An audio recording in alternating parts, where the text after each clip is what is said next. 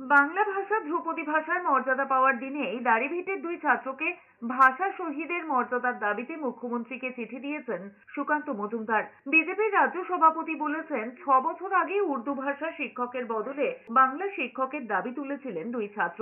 সুকান্ত মজুমদারের দাবি, উত্তর দিনাজপুরের ওই স্কুলে দুই ছাত্রের শহীদ স্মারক তৈরি হোক।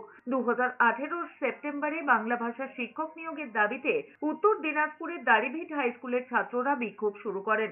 তাতে পুলিশের গুলিতে মৃত্যু হয় তাপস বর্মন এবং রাজেশ সরকার নামে দুই ছাত্রের। তা নিয়ে উত্তাল হয়েছিল রাজ্য রাজনীতি। প্রথমে ঘটনার তদন্ত সিআইডি করলেও পরে নিহতের পরিবার এনআইএ তদন্তের দাবি তোলে। সেই তদন্ত এখনো চলছে। কেন্দ্রীয় প্রতিমন্ত্রী তথা বিজেপির রাজ্য সভাপতি দাবি করেছেন, এবার দাড়িভিটের দুই ছাত্রকে ভাষা শহীদের মর্যাদা দিক রাজ্য।